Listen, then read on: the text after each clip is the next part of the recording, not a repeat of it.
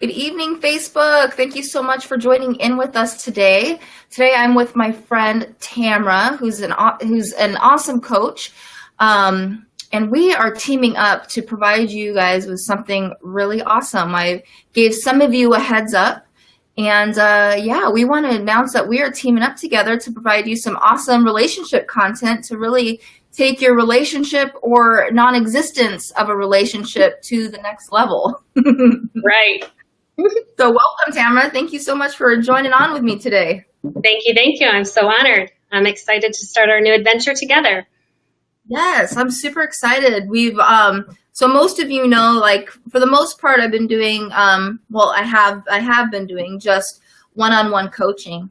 And I know that there's many people who are super interested in coaching, but sometimes one-on-one coaching can be a kind of a scary commitment at first, and so I've been really thinking about ways I can really help serve more people before making my clients commit to something long-term. And so I decided to start doing some group programs.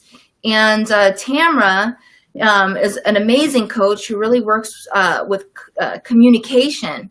And so her and I were like, why don't we just do something together and provide everybody with a really awesome group program to really fill in, what I lack, she has, and vice versa. And so we really want to team up together and give you guys awesome content and tell you a little bit about our group program called Dating Fearlessly that we are going to be launching within the next 3 weeks. Super excited. Absolutely. Yeah. So we're just going to start going in. Oh, if any of you guys have questions or anything, please ask either myself or Tamra any questions, and we love to answer them. This Be Live has a little bit of delay, so if we don't answer your questions right away, we will get to it as soon as it pops up on our screen here.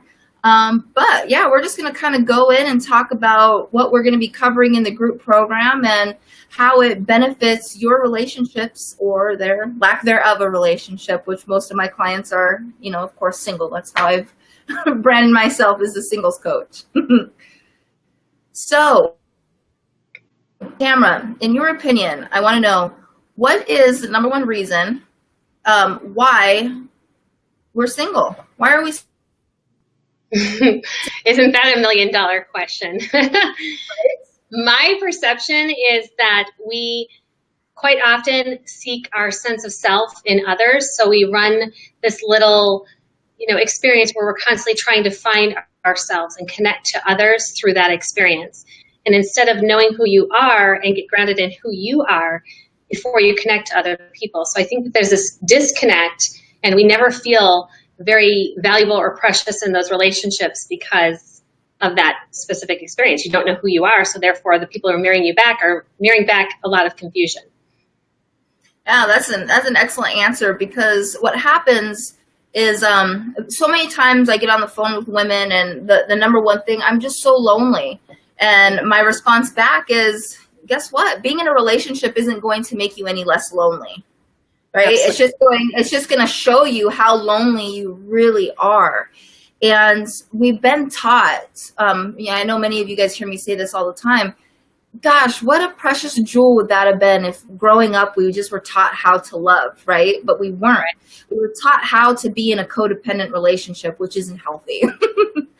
And so the real key to having an excellent relationship is to be in what I call an interdependent relationship, having, two whole entities, and then coming together and then adding the third element of the relationship.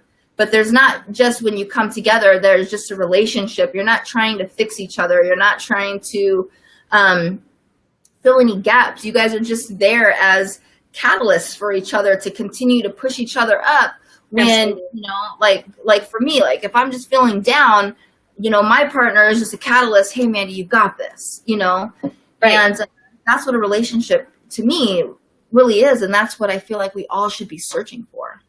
Yeah. And quite often, unfortunately, we look and lean versus look and support. So I feel like we get lost in this seeing ourselves or being supported and being valued through somebody else other than who we truly are. So quite often when we look through somebody else's lens at who we are, we get lost in the fact that that's not who we are at all. So if you really have those skills to be able to understand, that they're looking at me through the beliefs of what they think I am versus who I really am, you can create that space and have that amazing relationship where you do feel connected. Oh yeah, like most definitely. It's like we see things, and so many times we see things through a lens of past experiences, right? So we we logically try and create this relationship that we feel like we need, right? Because we compare it to our previous experiences. Mm-hmm. When in fact, we continue to search for it, and then we finally get what we think that we need, and then our relationship fails again, right? And we continue down this cycle of trying to logically find a partner for ourselves. Or get lost in the fact that what we think is good for us is actually something we're used to versus understanding that that's not a healthy thing for us. We get used to that pattern of somebody talking to us in a way that's disrespectful or talking in a way that doesn't serve us. We get codependent on some of that, exchange instead of that healthy support that we really need, being who we are. Yeah, I mean, we've got these statements in our society all the time. We see in movies and all this. You complete me. What does that mean? What does that mean? You complete me. When were you ever broken? Right. It's really funny how I always say Disney destroyed us. The idea of Prince Charming coming in and swooping us up if you're a female, or if you're a male, it's that gotta be this knight in shining armor, can't show any flaws.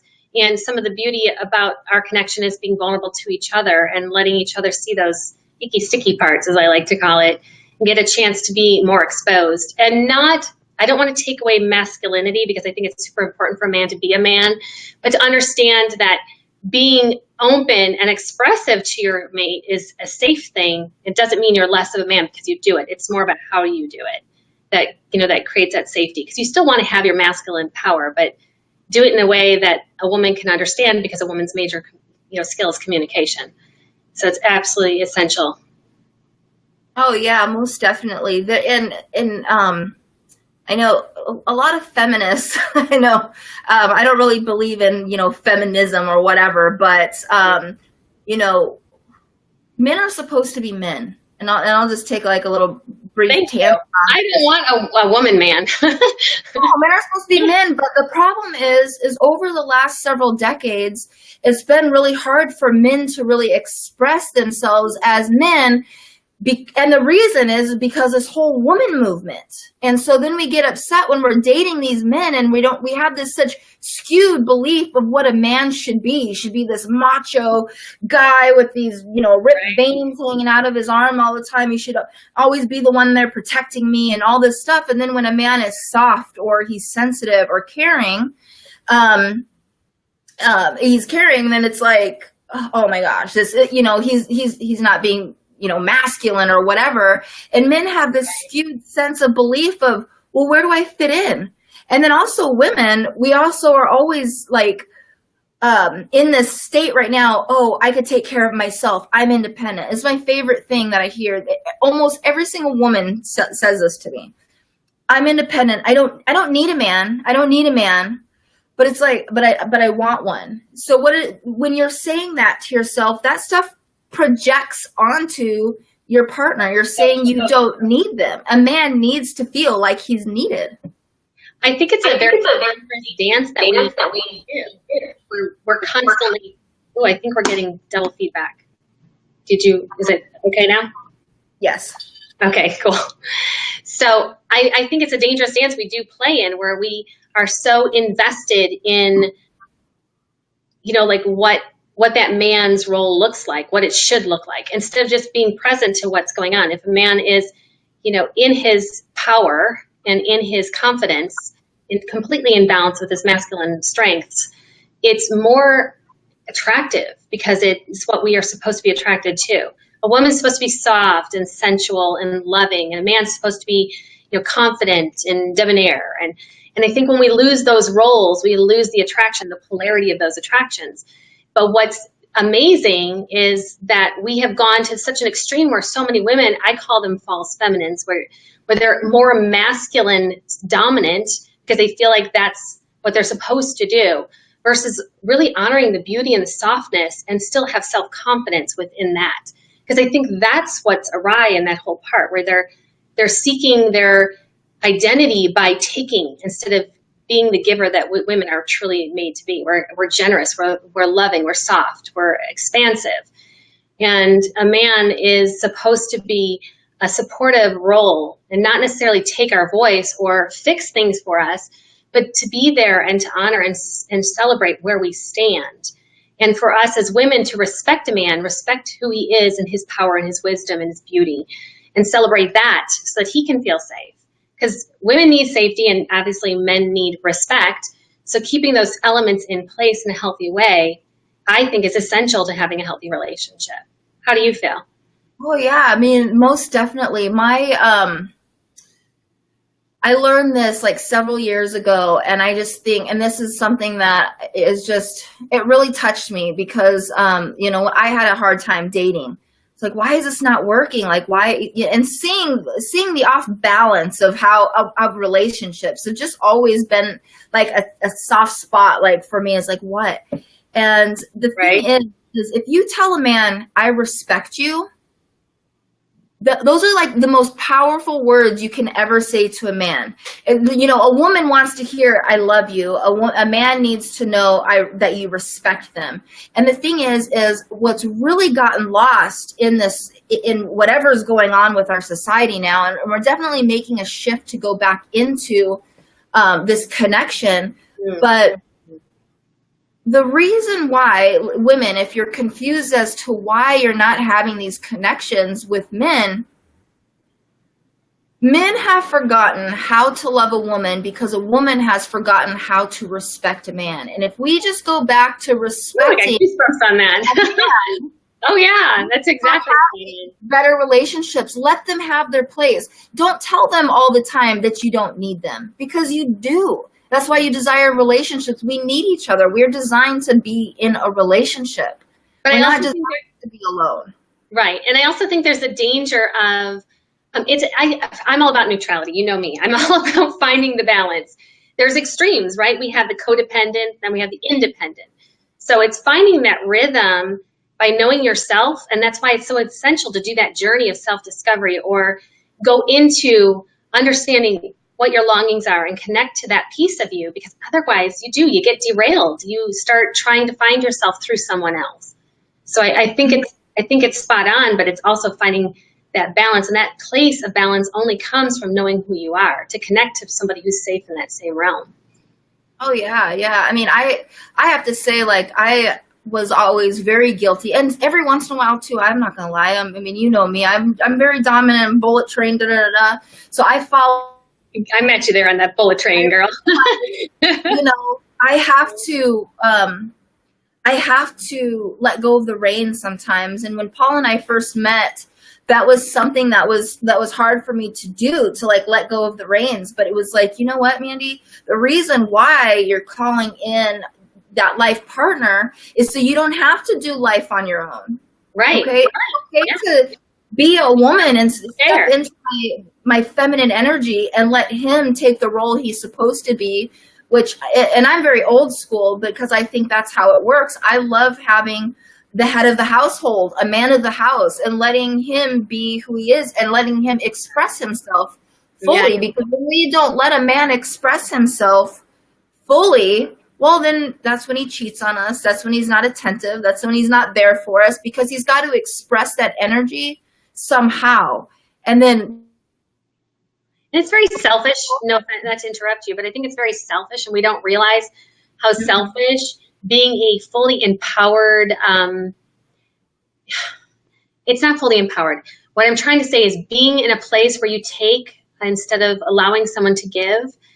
It's very selfish, and it's self-destructive. It spirals down a very malicious path, versus allowing someone to meet you in the middle and be able to feel the give and the receive, the balance of both.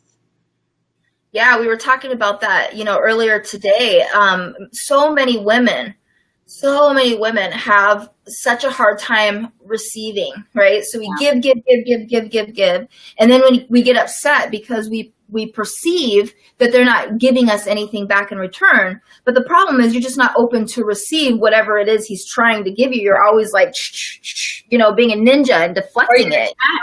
Yeah, or you're attached to what he should give you. Or, I mean, I don't want to be all on the women about this, because I truly think that even men get a little dependent on a woman doing, behaving, or acting a certain way. So it's not just all on girls or women for this, but it's really finding a balanced communication between two people, for one to express what they're feeling and what their fears are, and also learning to navigate, what you're feeling without enmeshing and becoming codependent on each other, fixing each other. And then that resentment gets built, and before you know it, in the end of a spiral of a relationship. So it's essential, I think, to first know who you are, communicate clearly, and then navigate that in a more defined way so that you can have a healthy balance of both. Yeah, and for women, and we'll flip this around, because this group program is for men and for women. Right. And the reason we're doing this for men and women is because there's a lot of information to learn off of each other when we open up the our group space, to learn off of each other and to see how to communicate. The thing is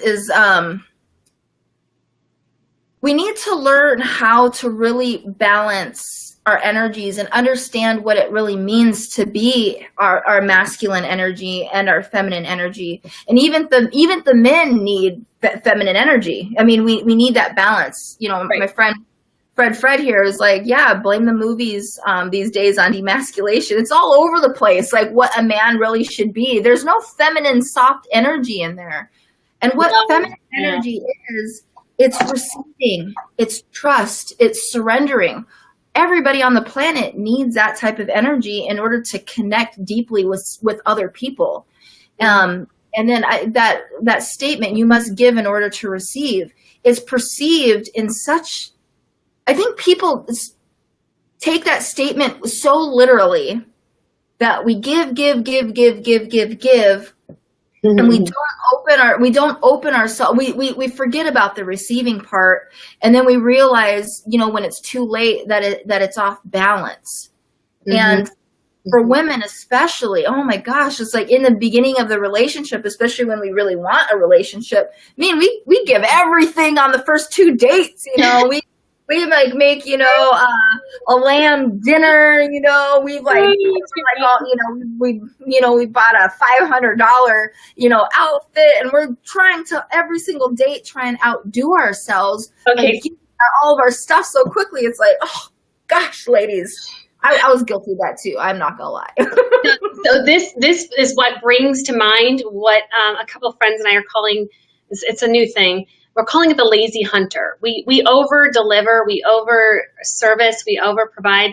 I mean, we've created this lazy, beautiful man who's not to bash on men again, but I've noticed this new trend where it's the Netflix and chill kind of thing. The first date, Netflix and chill. I don't know if you know anything about that, but it's kind of interesting to me. I think it's a side effect of also that whole Tinder, Twitter, or I think it's Tinder, isn't it? The Tinder sites or something. Yeah. Really interesting how a man is supposed to have not necessarily, I don't want to say a challenge, but fun. It should be playful. It should be adventurous. And when we take out the excitement or the opportunity and we become, they say, the buffalo who walks into the cave, why would he go out and hunt if he's got the buffalo walking in and he just has to shoot and it's over? Exactly.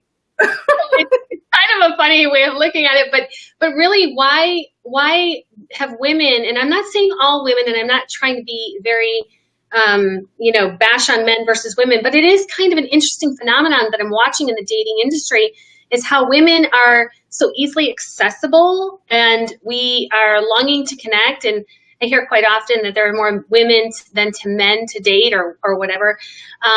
But I don't even know if that's really true, to be honest, because I've never done any statistics or any read on that.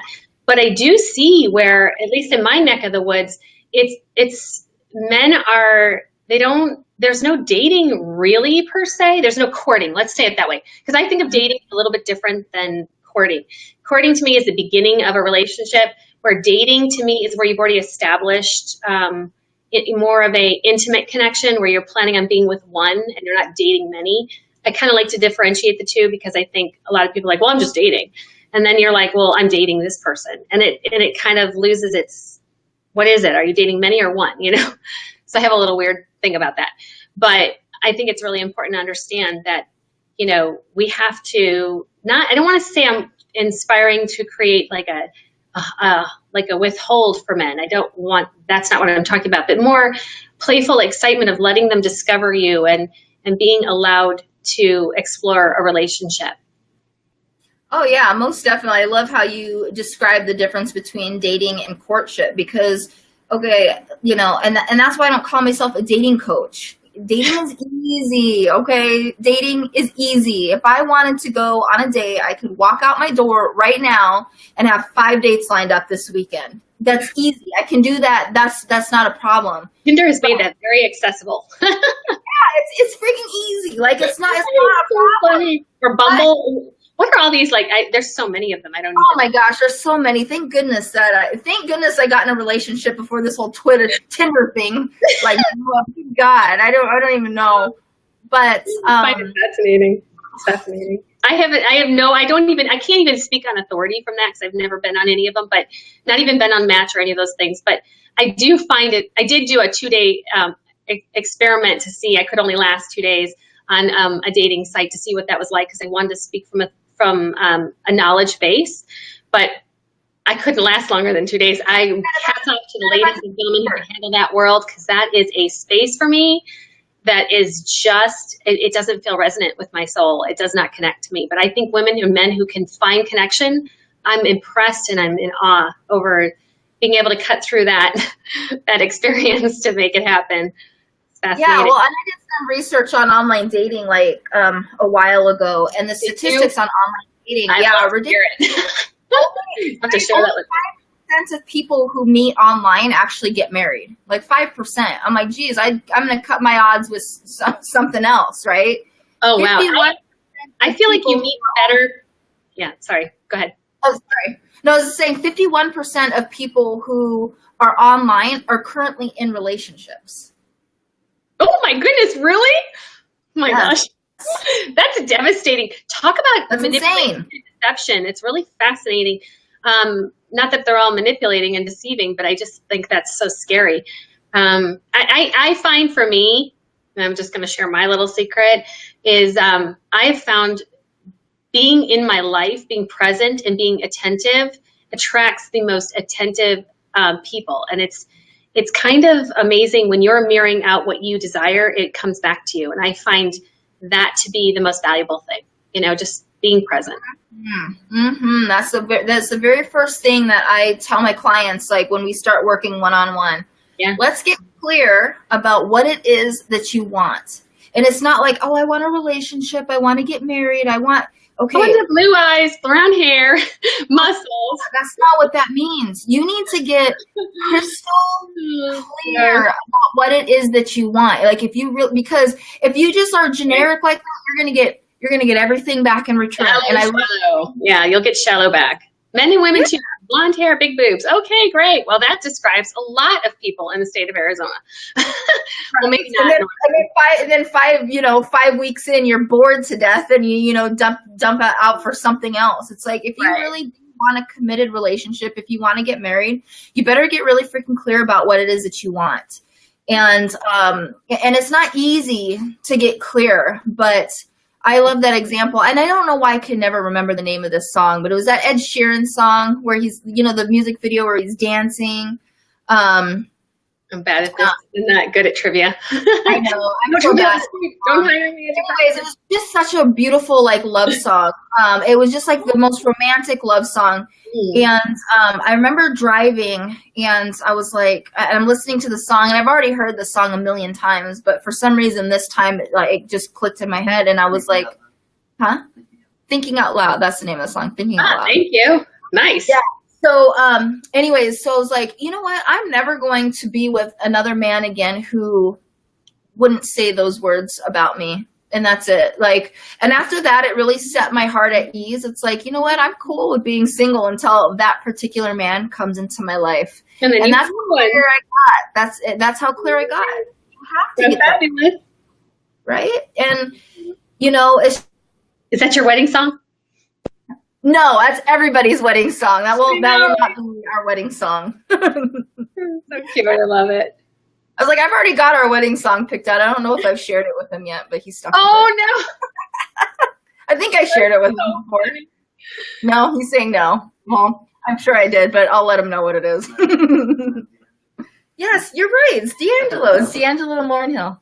Do you like that one? Yeah, he likes it. I love it. It's like one of my favorite songs in the whole wide world. I love it. But yeah, you've got to get clear on what it is that you want and what you want your future to look like. And pretty much, you know, you have to build your future and then just go back and reverse engineer it, you know, and just take it one step at a time. And that's, you know, one thing that we'll be teaching in the, you know, in the group course is become the future you. What is it that you want in your future? Like, how do you see your life? And how can you get there? How can you get there? You know? Yeah, it's such a fun experience. Don't fear it. It's an amazing celebratory experience. I just think it's the most exciting thing I get to do with people is help them discover what they really long for and how to connect to their wants and needs, truly. In a healthy way, not longing in connection of lustful spaces, but actually truly longing that fills a void, like your true connection. It's amazing. Yeah, and group programs are great because you just have the collaboration of a group, realizing what you're going through right now. You're not the only one. There's other people going in there, and especially when we're dealing with our romantic relationships and intimacy, it's the most intimate part of our lives. It's so intimate, and so we just keep it to ourselves and stay in our little shell, hoping that one day it's going to work out. And most of my clients are in their late 40s, and it's like, well, how many more years do you want to waste? Yeah, you know, I wanted to speak to, if I can, go back to the whole group concept. I don't know. I don't know if you've felt it or if you've worked in the amplified field. Have you ever heard that term before? You know what? I have. Remind me what that is. So I call it the collective field because I'm all about connective. I'm sorry, not collective. Well, I guess collective, connective, it works.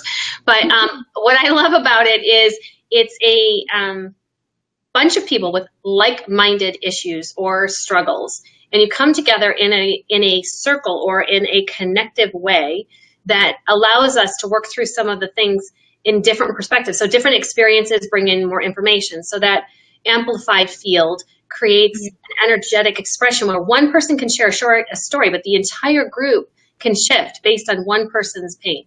It is the coolest part of what I get to do. I love doing group work. It's one of my favorite things. And that experience alone is something you can't do in one-on-ones. Now, one-on-ones are great for different reasons, but there's something about group work that you should never run from. There is just, you don't have to always be the one sharing to heal. You don't miss out. It becomes an amazing experience. I, of course, encourage people to share because the more everyone shares, the more healing everyone gets. But at the same time, you don't have to necessarily share in order to heal, which is such a cool aspect of group work. Oh yeah, I mean, I've done several group programs, and I'm the type of person, I call myself an observer. You know, I love to share, I love to talk, but in the beginning of like being in like a new environment, I like to really get a feel of what's going on before I jump right in. And so I love doing like group programs and events and stuff. And it's funny because usually like I'm the quiet one, which I'm sure a lot of you are like, what, really? But I usually am the quiet one because I want like I'm being what's going on. An observer. I can see that about you being an observer. Yeah. Oh yeah. Flop. I sometimes will come in and recognize there's low energy in the group and I'll bring in energy, or sometimes I will walk into a group and it's buzzing really loud and I'll be like, I need to be the quiet one holding the space until they settle down. It's really fun. That's kind of another thing I love about groups, is you get to help ride the wave of the emotion. It's fun. Yeah, and then just like really, and it's nice to, it's just nice to like see the other vulnerability and watching people go through these like breakthroughs. And I just, that's like my two favorite things like in the world. I absolutely love it. Number one, when people just say yes to themselves and they commit to themselves. Even if it's not even to me, even if I go to like other people's events, I just show like the most gratitude for people who just like invested in themselves and just said yes, because that is so freaking hard for people to do. That's like one of my favorite things in the whole entire world. Mm-hmm. The second thing is watching someone make that shift, that breakthrough, that transformation. Now that gives me goosebumps, because it's like you've been working on it, and I know how frustrating it is when you work on a problem over and over and over and over and over, and then you finally, put down the gun to your head and like, all right, fine, I'll ask for help. So you go and ask for help, and then you get this breakthrough, and it's like, oh, geez, I waited this long for that. Oh. Exactly, it really wasn't that bad. Those are the two things I just love more than anything in the world. And so, so me doing this group program, for me, this will be me hosting my first group program, to be able to see that in many rather than just, with one-on-one is going to be pretty exciting for me. So I'm excited for that energy. And plus, as you know, as a coach, I love helping other people, but every single time I coach somebody, I'm learning so much too, more about myself, and I get my own personal breakthroughs, and I just love that. So I'm excited for that for myself as well. I'm excited for everything that I'm going to learn in the process.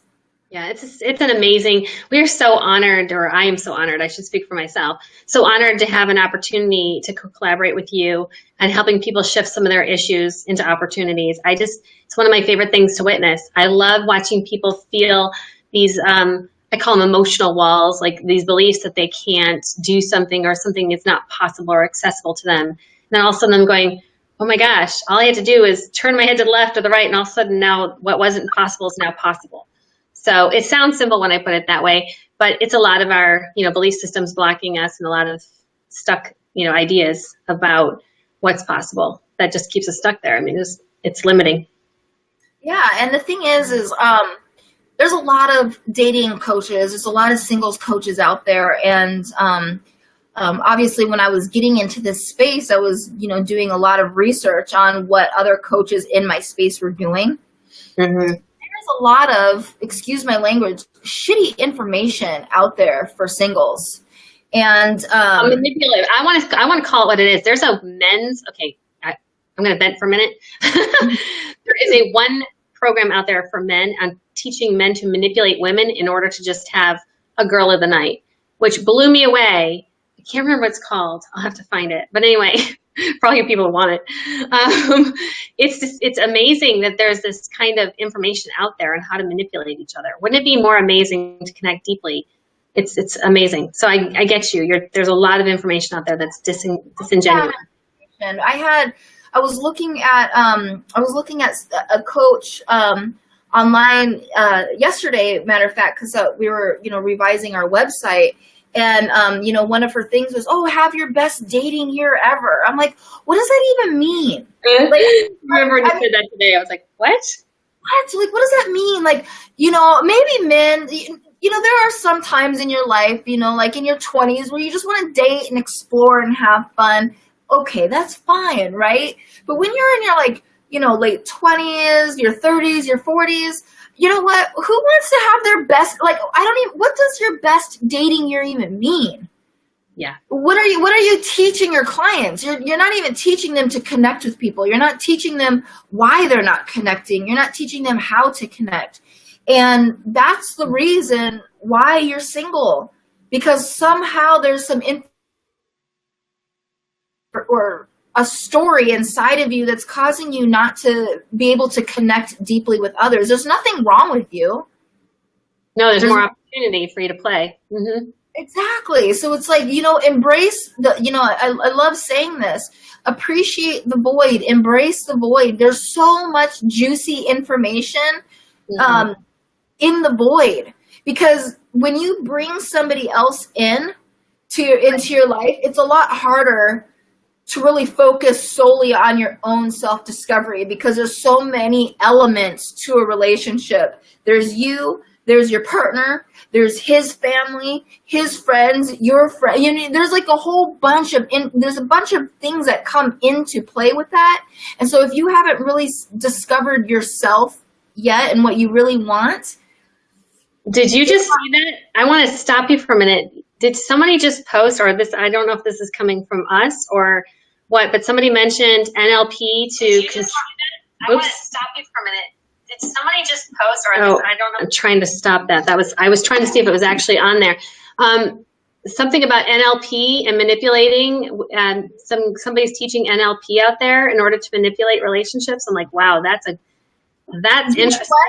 What I love about that. Thanks, Fred, for bringing that up, because there's a ton of coaches out there who teach NLP, and so people don't know what NLP is. It's neuro linguistic programming, so it's manipulation. So, but it's not all bad. It's not all bad. And the way I learned, the reason I learned, like, I haven't studied NLP to teach it. But when I was making a transition in my personal development, I was doing some NLP on myself, which basically is you tell yourself two truths and then something you want to be your truth, right? To reprogram my brain from thinking the sabotaging thoughts that are in my head. And so that's how I used NLP. And I would never think to go deeper into that, to teach people how to manipulate others. And there's a lot of coaches out there who are like, well, I'm a hypnotist, I'm going to teach you how to do these hypnotizing things to get what it is that you want. It's like, I'm actually a certified hypnotherapist, so I studied NLP, and I studied tapping and all different kinds of modalities to self-heal. The way I view hypnosis is more about the way I use hypnosis. Let's put it that way, is guided imagery with an affirmation.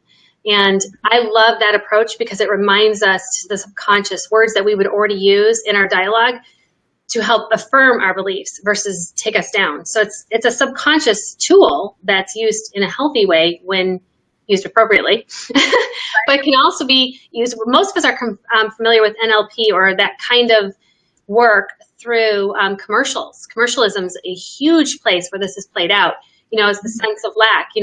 Or if somebody says, "Hey, you want to sign this contract?" and they'll have a piece of paper and they're like literally handing them the pen. Or there's many different ways NLP is manipulated or used.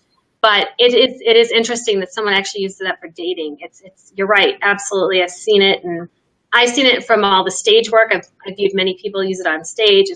It's out there, alive and active, and it's something that I think we should all be educated on. But at the same time, not to put fear in the hearts of many, just to recognize that it's important for us to be aware of what else is going on out there. Oh yeah, most definitely. It's that's just what it is. It's like, why would you want to manipulate somebody to be with you anyways? Like, let's just be honest, you know? And, I mean, for me, I'm as transparent as I can possibly be. There's reasons why we don't connect with people. And I'm just a true believer in your inner world creates your outer world. And however and if you're going to manipulate somebody, guess what? They're going to turn right back around and be manipulating you in the process. Or maybe not them, but someone bigger, more intimidating might get you. Who knows what's coming karmically? Who knows what? Maybe that mouse that you're afraid of in your house. Exactly. It's like, you know what? Just connect deeper with yourself and open your heart up to really allow somebody else in. And, one thing I was kind of skipped over before I wanted to bring up, a big reason why relationships fail is our expectations, what it is that we expect from other people, what it is we expect from a relationship, what it is we expect from ourselves. And that's a huge one. So let's talk a little bit about expectations. Go ahead. You go first.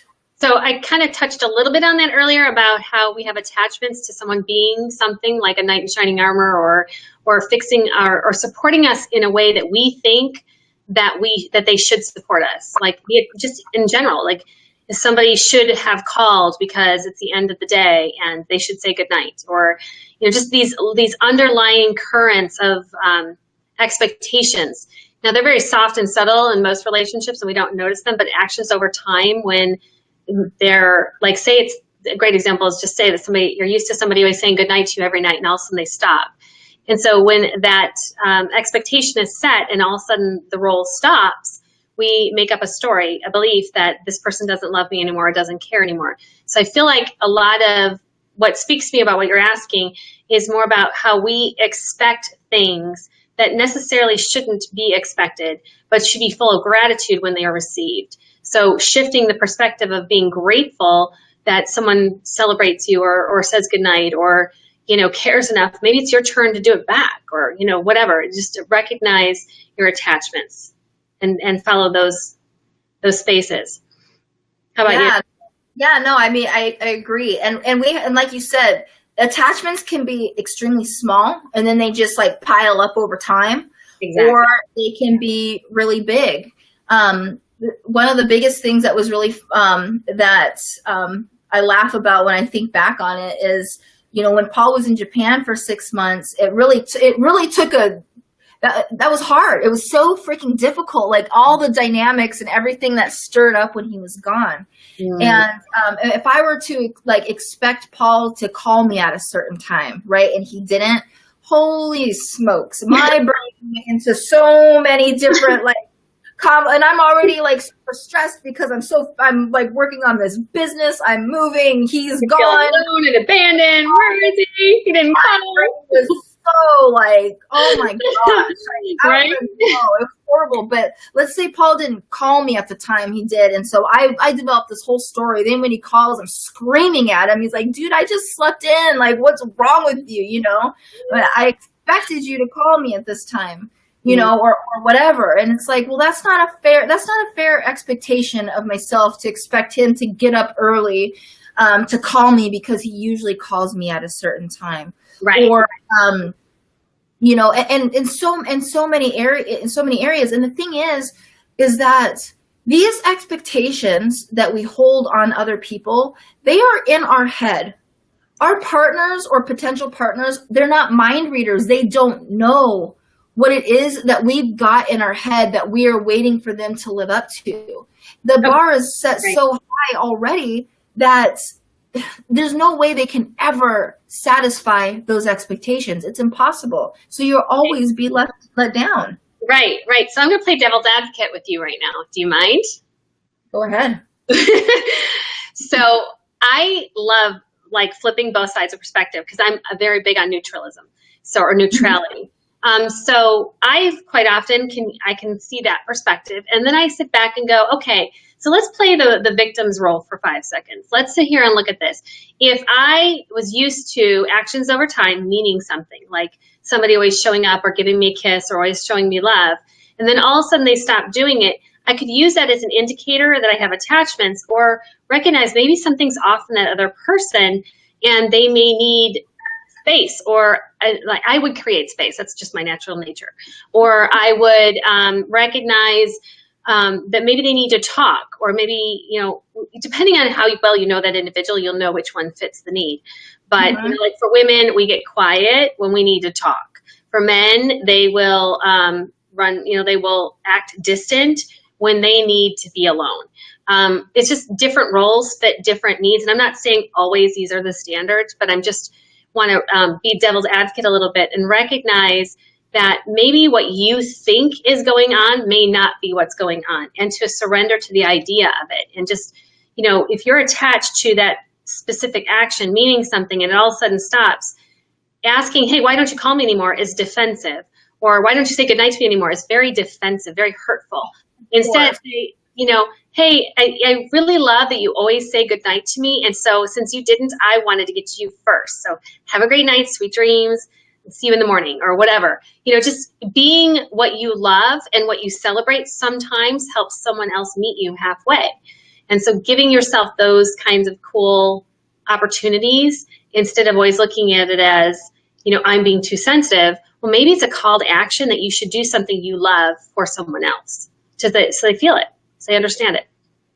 Yeah, no, I mean, that's great. And when you're with somebody for a long time, it's, or for a while, it's not easy. It's patterns and complacency, right? It's easier to be able to, to read somebody, especially when women, we're pretty intuitive on that when things don't, I don't know if men, I know Paul, just everything kind of goes over his head. Oh, when it comes to that kind of stuff. He does. He's probably more grounded than we realize. I know. He cracks me up because I'm playing a scenario like what he usually. So then he just overdoes things, right? When it's just that's how he usually does it, just by overdoing stuff. But he's kind of like this cuddly teddy bear. Yeah, he's a nerd. Mm-hmm. Yeah, but when you're dating, it's hard, and especially in the beginning, when you're just. When you're trying like that, you get the first date and a second date, and to make it past the third date, and then to just get past that first 3 months, there's so many scenarios and expectations we have in our own heads, and it's really hard to contain those expectations.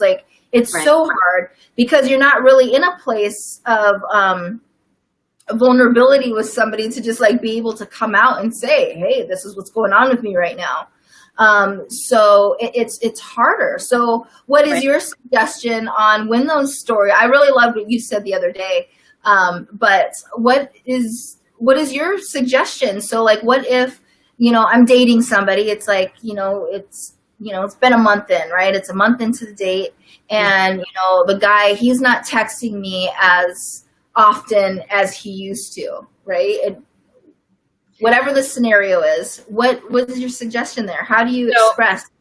So women would interpret that as men going dark, right? That would be, he doesn't care about me anymore, or he's, I think in the beginning of a relationship for men, in the beginning, for the most part, they are very excited and they want to know everything. They want to learn as much as possible. And then I think it tapers off. I think they start to, want some distance and the excitement's kind of over. It's like the Christmas Day scenario or the birthday party scenario where you're all excited and you want the big toy and you're all, you're just all into it. And then all of a sudden it just phases out. And I think it's a call to creating more space and recognizing that I call it the lust phase because it's really lusty. It's that kind of stage where everyone's just hot and heavy and very excited. And that needs to transition eventually. It needs to be back in balance. And so I kind of recognize those stages as a moment to self-reflect, understand, is this exactly, do I feel myself when I'm with this person, or do I only feel him?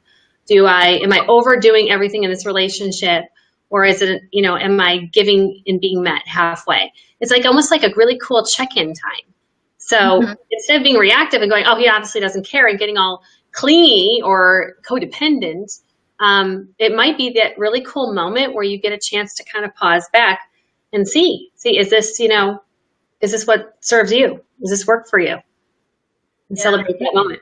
That's great, because that really is a good time to, it really is a good time to just reflect and take some time, all right, and get into your gut, start listening to the intuition rather than, distraction. listening to the hormones that are going on, and I'm in love, or this, really, is this something that you really do want to continue to pursue? Right. And you know what? Somebody might just be busy, or whatever. And it's just really take that time. And if it's somebody that you really do care about, just, again, like what you said earlier, check in every once in a while. Hey, I realize that, I'm, maybe much. I would really love to, connect with you, find something spontaneous to connect again. And if they don't respond, it might be the indicator that you need to go in and celebrate time alone. Because if you're desperate to connect to somebody else, it may be a huge indicator that you're out of balance. That's huge. If you are more invested in the relationship than somebody else, there's nothing that you can do that is going to make that person as invested as you. No, and the more you try, the more you push them away, for sure. Exactly. And, and for men, like what we talked about earlier, like the courting, a man has to court you. They want to court you. You make things too easy for them. They're gonna, like you said, they're gonna lose interest. So then, like, again, that self-reflection, have I given away too many of my goods at once? Do I need to pull back a little bit and, play that game again? And unfortunately, it's, there is that little tug and pull in the beginning, because women, you want a man to want you, right? You want a man to want you. I believe in that. I want to speak to that, because I feel like that's where we get into trouble with withhold. I almost feel like, are you honoring yourself when you become the fire hose and give everything away? So it's more like, are you being respectful to you when you give too much? Because I hear what you're saying, and I don't want to be confrontational about this, but I feel like so often we take it into the role of being a game, when I really think it's more about being in balance, letting someone get to meet you slowly and not being so intimate so quickly. Our society is an instant gratification overload. And so it speaks to what you're saying, but in a different way. Yeah, and this is how I describe it to my one-on-one clients. So like you meet somebody, and this is a story that happens all the time, like literally daily. You meet somebody, and nowadays in society, we're so used to having everything right now. Mm-hmm. Instant gratification, right? And then and then it's ingrained in our head, the only thing men want is sex. Okay. So that's what women think, that men just want sex. That's it. But the reality and the truth of the fact is, men probably even more so than women. You totally broke out. The recording stopped when you said that. So what did you say? I said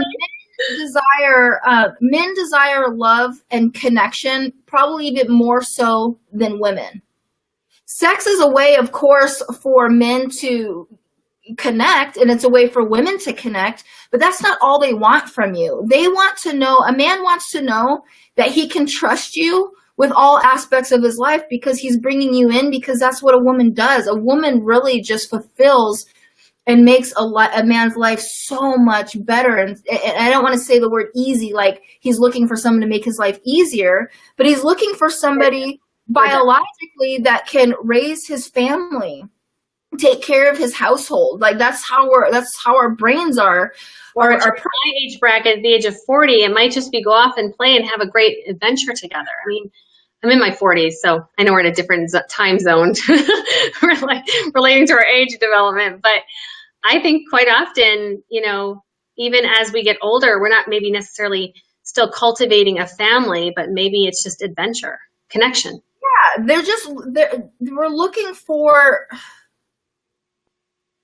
I really truly believe men, and the men out there, please comment on this, whatever. But men need some sort of a challenge. Mm-hmm. And when I say, I don't mean withhold love or withhold it. I don't believe you're in saying that keep it exciting and spicy. I totally get you. I'm saying don't give everything up so quick. Don't jump into bed with somebody right away. And there's so many different levels of sex.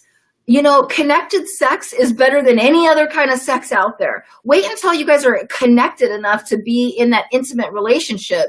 And so when your relationship isn't driven by it isn't driven by sexual pleasure. It's driven by your emotional connection, because then when your souls connect, then when you guys become intimate, it's like the best feeling in the whole entire world, right?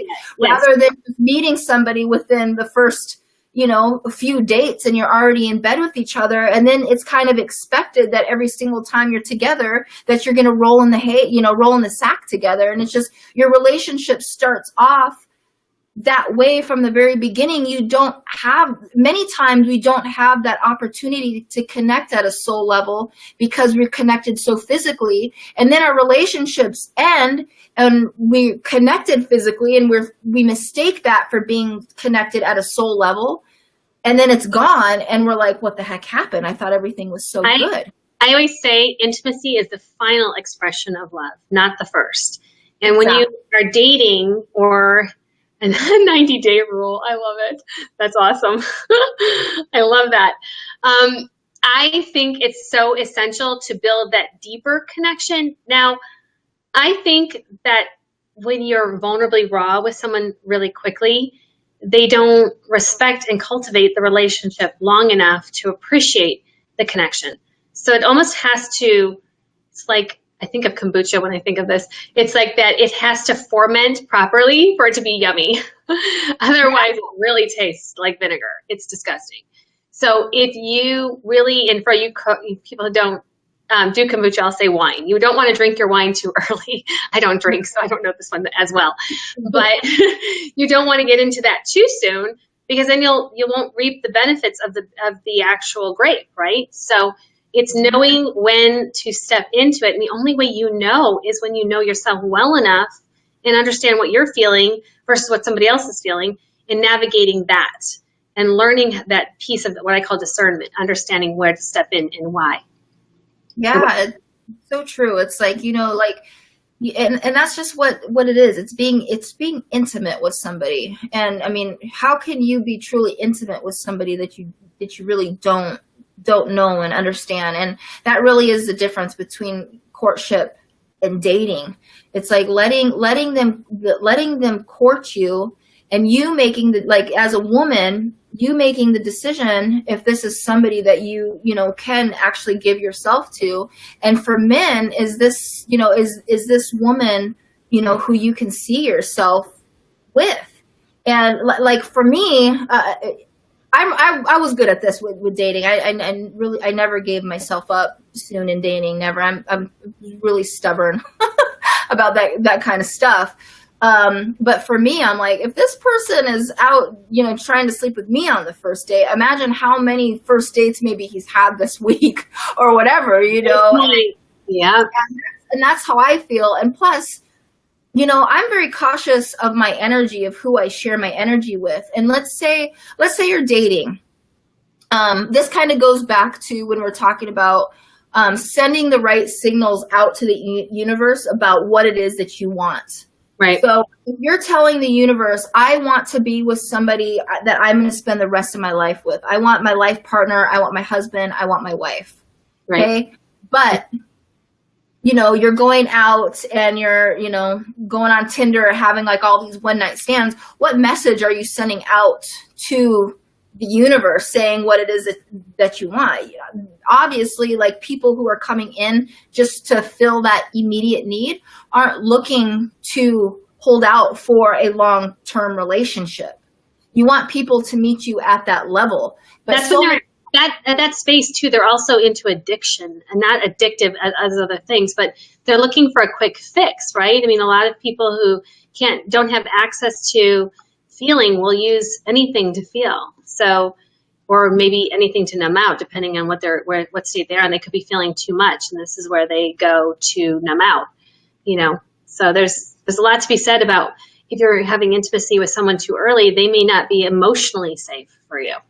Yeah, and that's the other part to it. I'm really into energy. Like, I really am into energy. And when you are with somebody intimately, their energy sticks with you for 5 to 7 days. So let's say you're with somebody who is emotionally unstable, who's vibing at a really low level. That energy is sticking with you for about a week.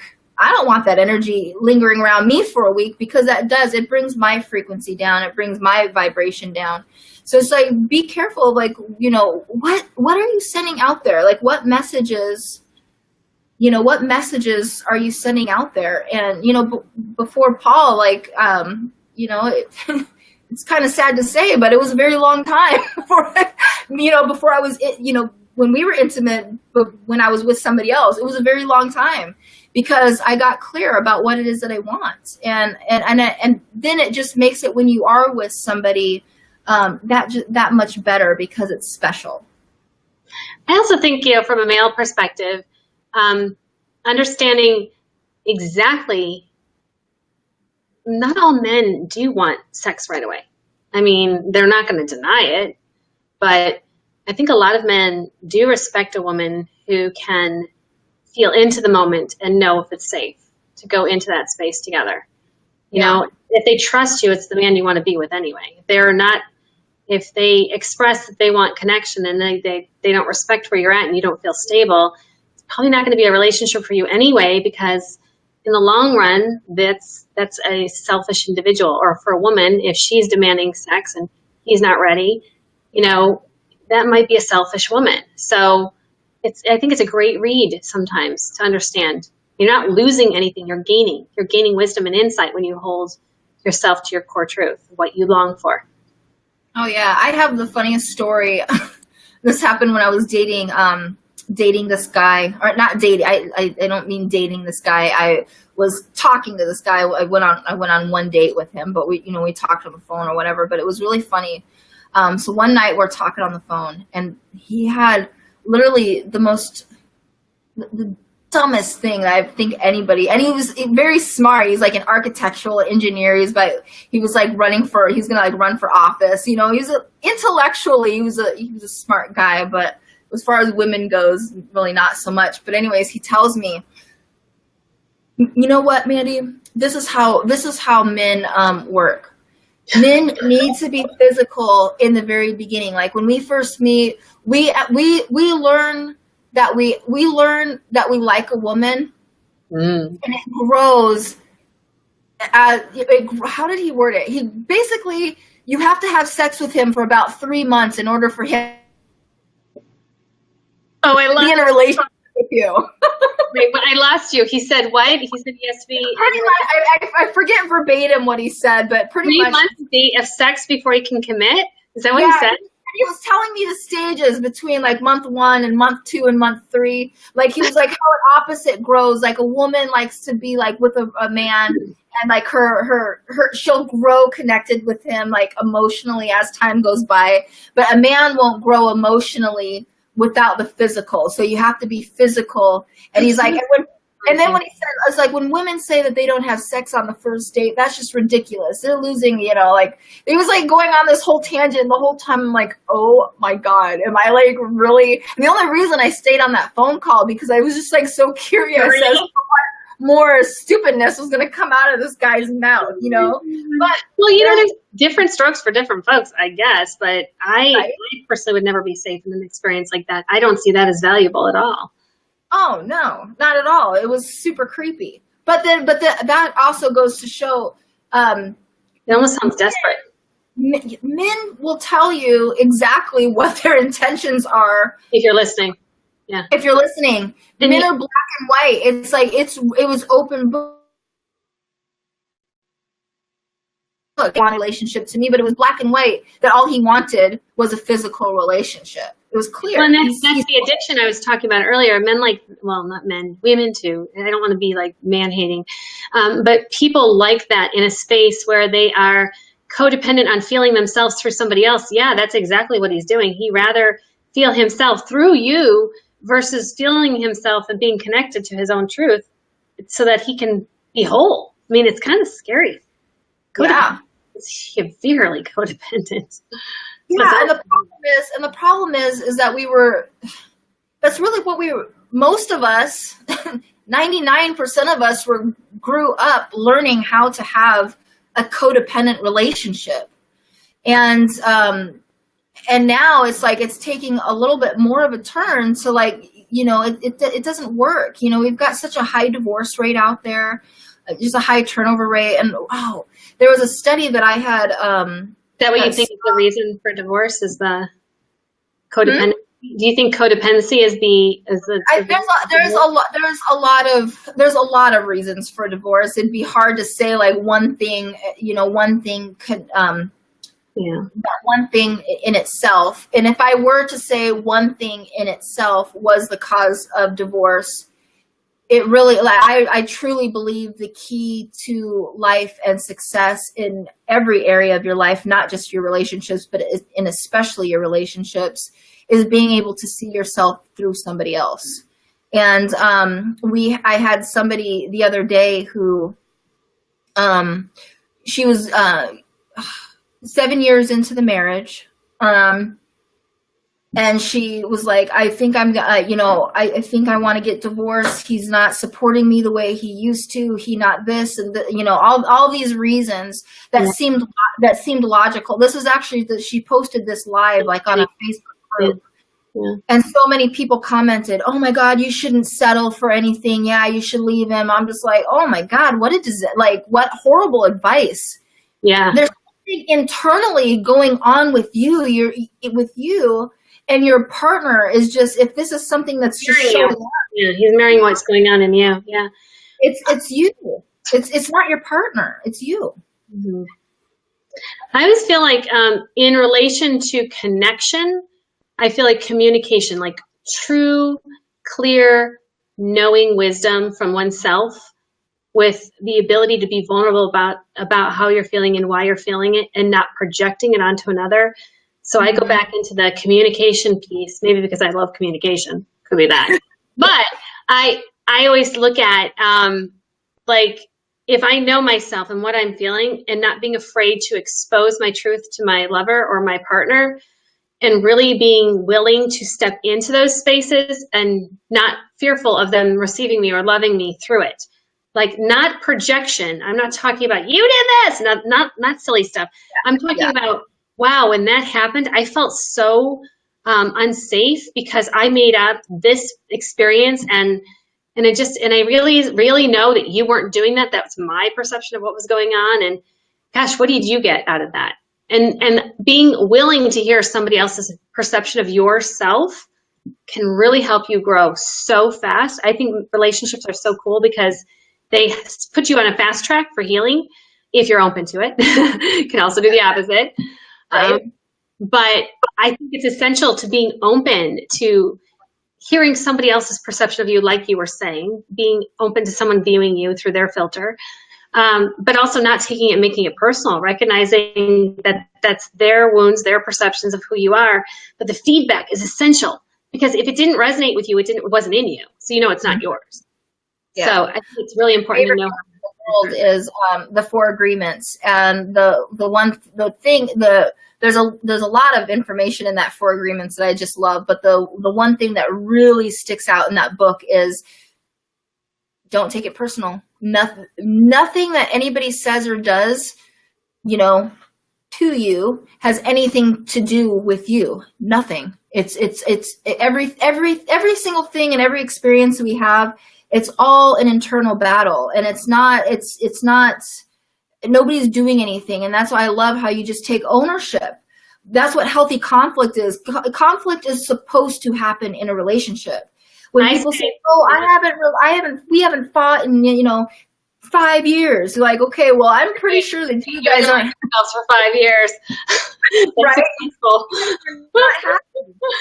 But that healthy conflict is taking ownership of it because relationships are designed to heal us. That's it. When we are triggered by our partner for something, whenever our partner triggers us, there's something inside that we've got to go dig up and uncover and unroot, and then therefore we can move on to the next time, our partner triggers us. I always say that conflict is always an opportunity for neutral understanding. So it's when you are in conflict, it's the opportunity to get to know each other deeper, better. So almost fights become a gift. Now, I'm not talking screaming fights. Out of control rage is never an accomplished goal. But recognizing healthy communication is more like you're angry and you can express it in a way that's serviceable and not taking somebody down, not malicious. So I have to read the book. You guys, everyone talks about 4 agreements. I have to. Read that. Oh my God. I was reading that book for about 4 or 5 months. I was reading that book like once a month. Yeah. Because there's so much amazing information in there. I feel like it already speaks to everything that I live by, so I should read it just to see, because it's like every time everyone's like, oh my gosh, it's like the 4 agreements. I'm like, oh really? I gotta read it. Some like little tidbits. What I really loved about it was the beliefs, really going into your beliefs. And I love having my clients read that particular book because, you know, we have beliefs that are inside of us that we think are ours. Well, they're not.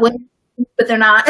Yeah, so we really are simple beings. We just make it complicated. And I think it's funny.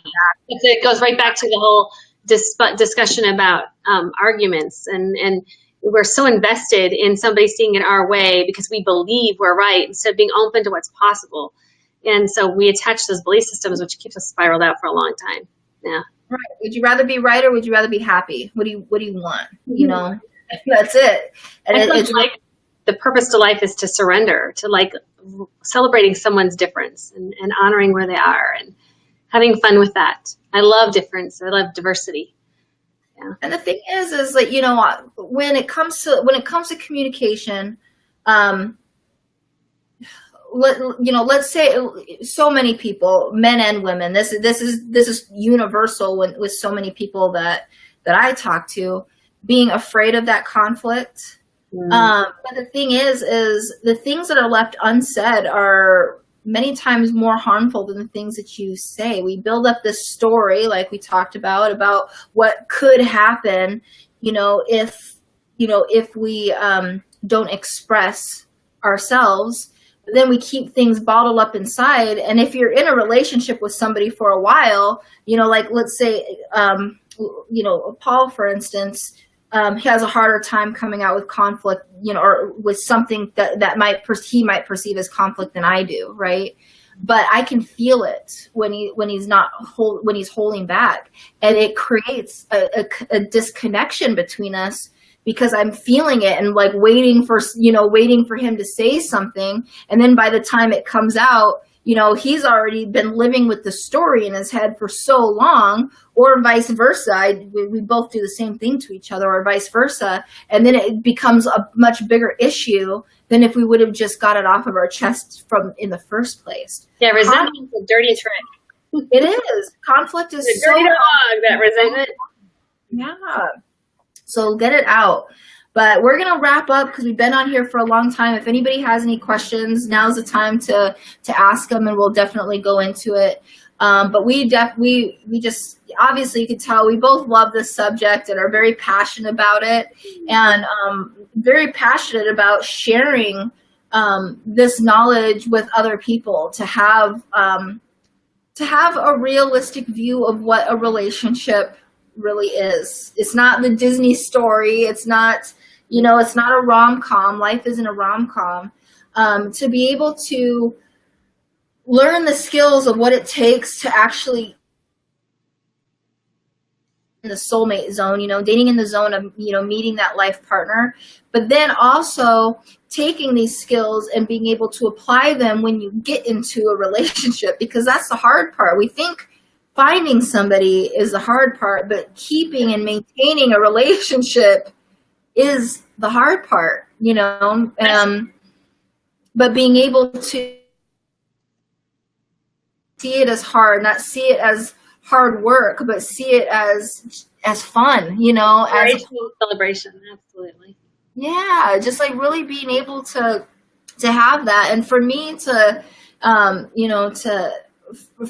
be in a long-term relationship, I was always a runner. Somebody brings something up in me. Oh, red flag. I'm out. I can take care of myself. I'm independent. I can do this on my own, blah, blah, blah. That was my story, right? What's your story? That was my story. I'm a big fighter. I stayed in too long. Yeah. Everybody has their story. What is that story? And, And now that I'm working on this long, life partner relationship, there's so much that it takes. And even for me who knows Tamra knows, I know so much about relationships, but then when it applies to your own relationship, it's difficult. Super. But being self-aware enough to not push him away, because, and I'm not going to speak for Paul, obviously, I'm going to speak for myself, but when things come up, instead of seeing them as red flags, seeing these as opportunities for myself to grow and become a bigger, better version of myself, is what keeps me going on when there are times you're like, oh my gosh, am I in the right relationship? Is this relationship for me? Is he the right partner for me? Not reflecting it on him, really taking a deep look in myself to see, all right, Mandy, what is the fear that's coming up? What is it that you need to push through, and to push through it so I can just go through the next thing? Yes. Yes. Yes. Constant evolution. Constant. Ugh. Like freaking like a dang mummy. It's like, how long is this tape? Yeah, this tape is freaking, it's like never ending. And then the tape like rips. You're like, oh yes, I got to the end of the tape. Oh, there's a new start. I didn't. Oh, that's awesome. Ever growing. But we're put on this planet to grow, and we're put on this planet to learn, and we're put on this planet to really reach the true essence of who we are. We're not supposed to live in contentment. We're not supposed to just be stagnant. We're meant to circulate, constantly be circulating. And so if things are not where you desire them to be in your life, there's reasons for it. But it doesn't always have to be that way. And it's okay to reach out for help, because, it's just okay. And beautiful thing. I celebrate support, for sure. Yeah. And if you are going through a certain problem in your life, I challenge you to ask yourself, how long has this been your problem? What are you resisting? Yeah. What are you resisting? And like, if you are in a situation right now where, you've been trying to date and your relationships aren't working, I ask you, in a year from now, if you're in the same exact position that you're in today, how happy would you be? Like, how happy would you be? And sometimes it's hard to conceptualize the situation that we're in, because people don't really realize that it's like, you know what? Wow, you're right. I have been saying that I want to get married for the past 5 years, and I didn't realize 5 years has gone by. Yeah. Goes by in the blink of an eye. It goes by in a blink. Yeah. And it's like, yeah, your life, like, oh, my life's not too bad, but in a year, and I always ask people this, so like, in a year from now, if we were to talk, what would make this the greatest year of your life? Oh, for me to, have a wonderful relationship and And then it's like, and you're 40, 47 years old. That seems to be like the magic age of my clients. And it hasn't happened in 47 years. But if you do nothing, what do you think, or do you think you're going to be able to obtain those goals? Because you've been working on it for 47 years. What makes you think that now you can solve this problem on your own? Well, if there's about that. You're hearing the same tapes over and over again without new insight, new perspective. You get stuck in a loop, and we all do. It's not just people who are unhealed or undiscovered. It's literally the way we work. We keep on trying it from a new angle, different perception, thinking that that we're going to come up with the answer eventually. Well, we sometimes need new eyes on a new or a different situation to be able to evolve to the next level. And support's the only way to get there. Oh, amen. Like, I'm a classic high achiever, and I will literally go against, I will literally try and solve a problem myself 55 times before reaching out for help. And then I'm like bloody and bruised and torn. And then it's like, oh my gosh, now I finally have to ask for help. And then when I do go out and ask for help, and then it's like, really, Really, Mandy, you just literally beat yourself up. You got scars all over the place when it was that easy to to get the answer, just because I have several coaches, but having a coach being able to see my blind spots, or or having somebody else, having some kind of support system to really help you obtain those goals. And a book isn't going to do it. You can read so many books over and over and over, but reading books isn't going to see your blind spots. A book isn't going to help you recognize what it is. It might give you the information, but no feedback. It might be a catalyst. A book can be a catalyst, but there's no book out there that's going to absolutely serve you at your highest potential. It's just information. The other thing is, when we, books are essential. I think there's a lot of beauty and value to collective wisdom and distributing knowledge in that form. But sometimes when you read and you hear it through your own voice, you're still not connecting to another source. You're still connecting to your voice, reading somebody else's words. And so sometimes we don't hear the intention behind the author unless we're really truly in the script, or in a dynamic where, like a group setting, for example, where you get to role play it out and ask questions, because you can't ask a question in a book.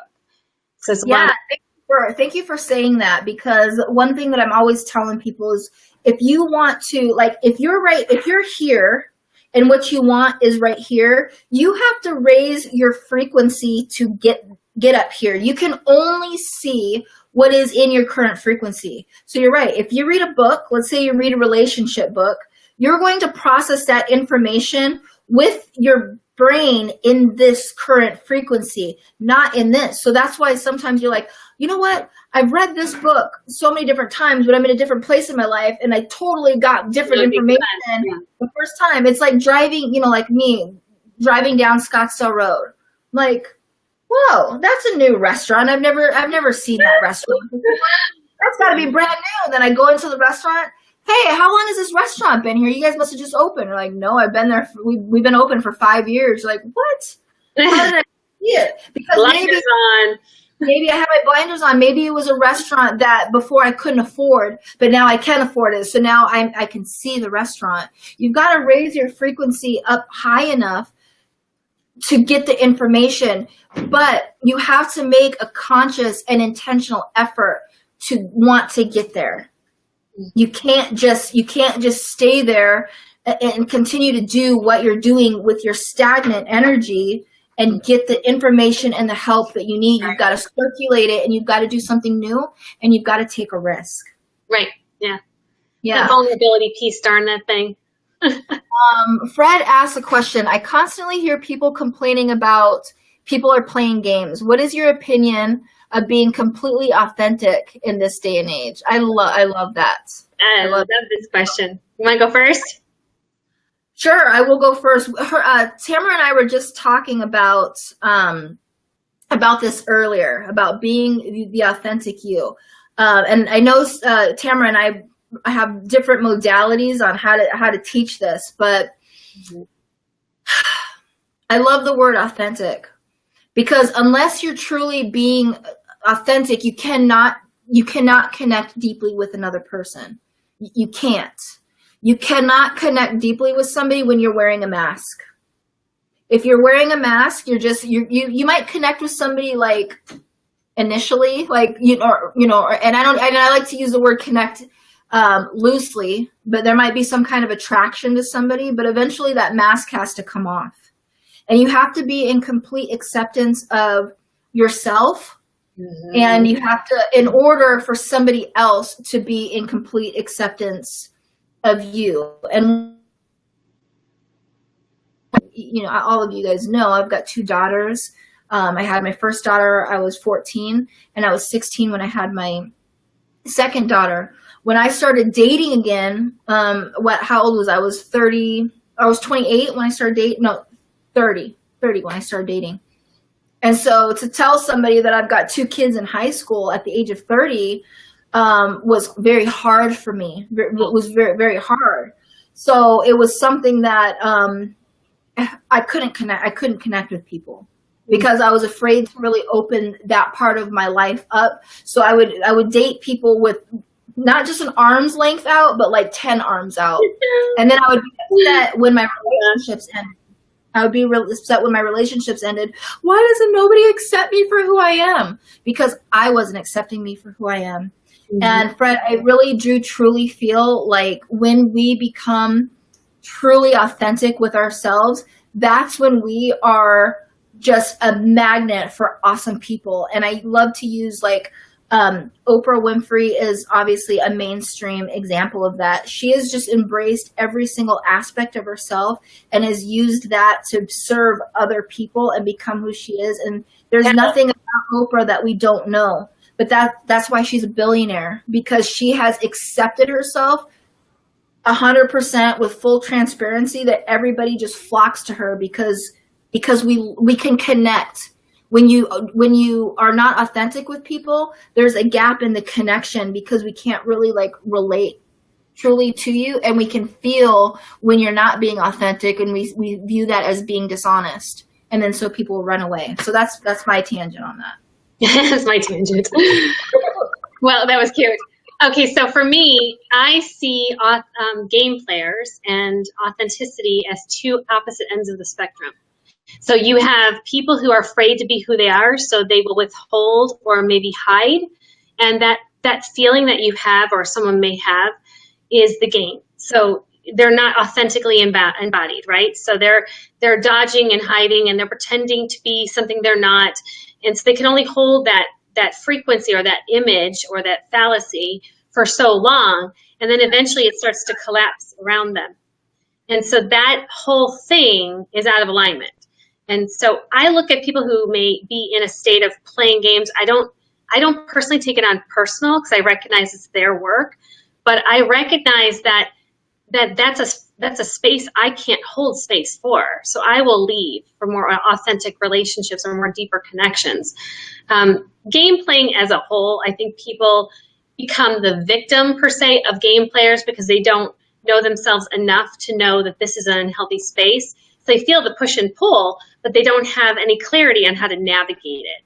So like I said, for me, when I experience someone who's only willing to show certain portions of themselves because it serves them, or they will talk for a little while and then they'll disappear and then come back, or maybe there's just many dynamics to that kind of concept. I'll look and feel into it. Are they really playing games, or are they fearful of being who they are? If they're sorry, I guess I'm a little tongue-tied, fearful of being who they are, I will create more space for that and more opportunity. I lost my lighting. And I'm in the dark. I was wondering how much longer I'd last. Woo, so much cooler now. Right. So So I really think that's the part for me. That's the space that I recognize where people will navigate that. And I don't take it on personally. I just recognize it's a lack of sense or a lack of self, and that will spin them out. Yeah. And that is one thing that that we will definitely be going really deep into during our group program. We were talking about this earlier today. I call that the shadow. It's called the shadow. When there are parts of us that we try and hide from other people, they're going to creep up on us when we least want them to creep up on us. And so, yeah, Fred, it seems like Tamra said, it seems like people are playing games, but they really are just afraid of being vulnerable. Being vulnerable. They're just being afraid of being vulnerable. So they're sabotaging themselves of maybe having a possibly deep connection with somebody because they're just so afraid of having a relationship ending experience by exposing themselves. So then what they do is try and maintain control of the situation by, well, I'm not going to get hurt. I'm going to do this first. But it really is just like, it really is a lack of self-acceptance. At the end of the day, it's just a lack of self-acceptance. And I love, that's one of my favorite things that I do with clients is I call it shadow clearing. I know a bunch of coaches call it a different way. But it's like, you know what is in your shadow? What is in your shadow? What's truly in your shadow? And let's, instead of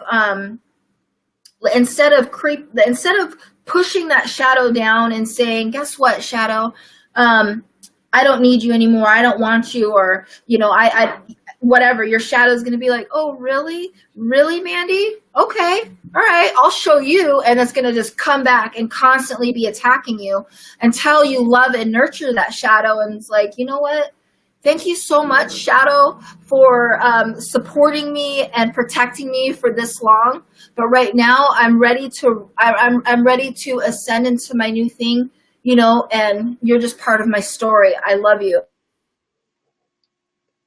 Beautiful exercise that I do around that really helps you with that self-acceptance, because it's just like you gotta love it. You gotta love it. If you don't love it, you will be fighting this monster your entire life. What you resist will persist. Always. So thank you for asking that question, because I love that question. That's one of my favorite things that I do in the whole world is the shadow, because there was a lot of things in my shadow. I grew up when I was pregnant with my daughter. I had my doctor me how everybody on the planet was gonna judge me. Well, this is gonna happen to you. You're gonna become this statistic. You're gonna become this statistic, and these are the statistics on this, and this is statistics on this. So you can imagine, as like a 15-year-old with this new baby, and I didn't, you know, and I'm like, I don't want to be, and I was a high achiever my whole life. I'm like, I don't want to become a statistic. I literally built my entire life on other people's views on me, how other people would judge me. So there was a lot of things I hid in my shadow. And that was the reason why I had a lot of shitty relationships. Yeah, I get that. Yeah. So anyways, thank you guys so much for tuning in with us today. We are, like I said, we're going to be launching our group program June 19th, I believe is the date that we decided to do that. But reach out to us early. You have until next Monday. We're taking a big discount for the early birds who get in early. Plus, we didn't talk about this, Tamra, but I don't know how you feel about this. If the first 5 people who join in, we'll make it even. We'll make it even. I guess we'll do 6. Okay, perfect. No, I lie. I'm gonna do 4. I'm gonna do 4. Look at her give and take. Look at that give and take. 6 is too much. 6 is too much. But for the first 4 people who join into our program, we'll get a coaching session with either myself, if Tamara's open to that, I am totally as well. open. Absolutely. Whatever your choice is, we don't care, because we love each other. We're supporting each other. So you get a complimentary one-on-one coaching call with us. And for whoever works with me, it'll be goal setting and vision setting, because that is what you need to start off with, getting a really crystal clear picture. So for the first 4 who decide to sign up, that is our gift for you. And we will be, and like I said, you'll get a discount for signing up before next Monday. So if you are interested, and if you are so sick and tired of having your dating story be, I'm single, my relationships suck, I'm tired of dating people who are playing games with me, and if you really do want to get married, you want a committed relationship, reach out to us, either comment on the video or a private message, either myself or Tamra, and we will give you a little bit more details on the program and how it can help you. So we're really excited about this, and yeah, we're really excited to get this launched and going, because it's going to be an awesome program to teach you how to really have more deeply connected relationships. We're not going to teach you how to have your best dating year ever. Yeah, no, thank you. One and done. One and done. You know, instead of I'll end it with this. I had one of my clients was like, well, we were trying to get clear on her goals, and she's like, well, I don't know if I want this. You know, I'm trying to put out, you know, a big net out there. Do you want to catch the one? Do you want the one, or do you want many? if you want the one, then we're for you. If you're not ready for the one, if you still want to catch a bunch of fish, then continue doing what you're doing and then call us when you're ready. But if you're ready to narrow it down and bring the one soon into your life, not several years from now, not 5 years from now, if you're ready to do it this year, then give us a call because we can get you there. So with that, thank you so much for joining us on live today and hanging in there, especially you, Fred. Thank you, because you hung in there that whole time. So I really, really do appreciate that love and support from you guys, and whoever else that I didn't see who's been on with us the entire time. I just my gratitude for the love and support that it's just amazing. I really do feel so blessed. Absolutely. Thank you so much. All right. Thank you, Tamra. And we will be hearing from some of you shortly. So talk to you soon, guys. Love you. Bye. Good night. Bye-bye.